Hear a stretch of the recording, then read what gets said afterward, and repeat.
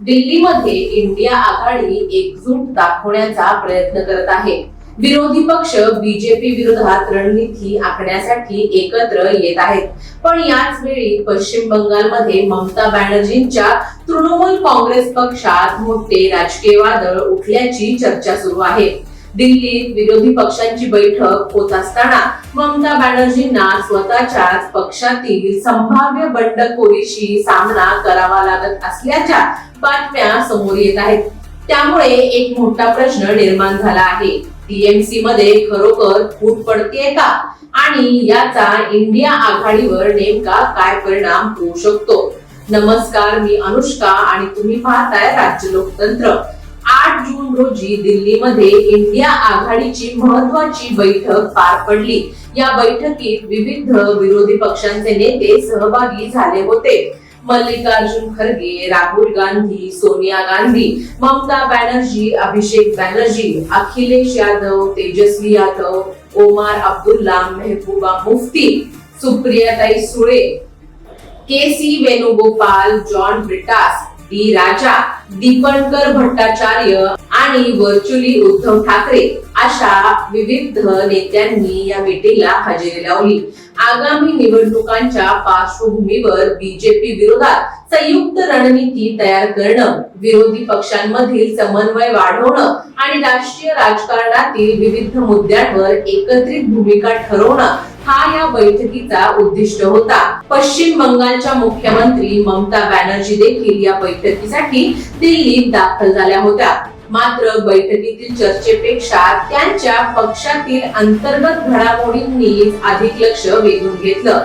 तृणमूल काँग्रेसमध्ये काही काळापासून असंतोष वाढत असल्याची चर्चा सुरू आहे. पक्षाच्या काही नेत्यांमध्ये आणि खासदारांमध्ये नाराजी असल्याच्या बातम्या समोर येत आहेत. काही अहवालांमध्ये संसदीय गटात संभाव्य बंडखोरीची शक्यता व्यक्त करण्यात आली आहे. त्यामुळे पक्ष नेतृत्व अधिक सावध झाल्याचं दिसतंय. ममता बॅनर्जी आणि पक्षाचे वरिष्ठ नेते दिल्लीत दाखल झाल्यानंतर या चर्चांना आणखी वेग आला. असंतुष्ट गट अधिक मजबूत होण्यापूर्वी परिस्थिती नियंत्रणात आणण्याचा प्रयत्न सुरू असल्याचं राजकीय वर्तुळात बोललं जात आहे. याच दरम्यान तृणमूल काँग्रेसला आणखी एक मोठा धक्का बसला. पक्षाचे ज्येष्ठ नेते आणि राज्यसभेचे खासदार सुखेंदू शेखर रॉय यांनी आपल्या पदाचा राजीनामा दिल्याची घोषणा केली. रॉय हे ममता बॅनर्जींच्या अत्यंत विश्वासू नेत्यांपैकी एक मानले जात होते. त्यांच्या या निर्णयामुळे पक्षात सर्व काही अलबेल नसल्याच्या चर्चांना आणखी वेग मिळाला. जरी राजीनाम्यामागील नेमकी कारणं वेगवेगळी सांगितली जात असली तरी राजकीय विश्लेषकांच्या मते हा निर्णय टीएमसी मधील वाढत्या अंतर्गत अस्वस्थतेचे संकेत मानले जात आहे.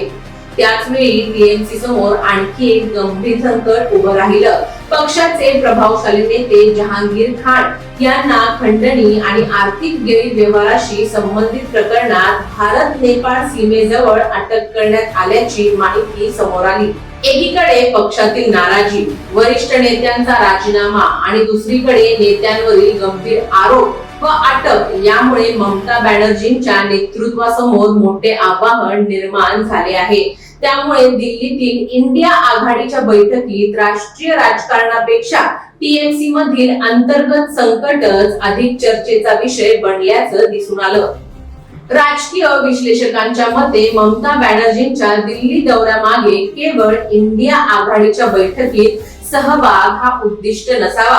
पक्षातील संभाव्य फुटीला रोखणं आणि नाराज नेत्यांना एकत्र ठेवणं हेही तितकंच महत्त्वाचं उद्दिष्ट असू शकतं. कारण काही वृत्तांनुसार पक्ष नेतृत्वाला खासदार आणि नेत्यांमधील असंतोष वाढण्याची चिंता आहे.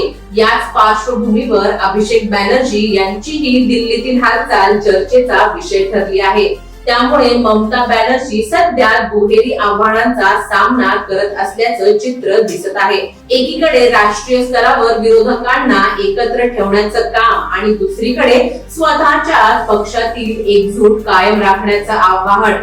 या संपूर्ण घडामोडींचा इंडिया आघाडीवरही परिणाम होऊ शकतो. इंडिया आघाडीचा उद्देश बीजेपी विरोधात एक मजबूत पर्याय निर्माण करण्याचा आहे.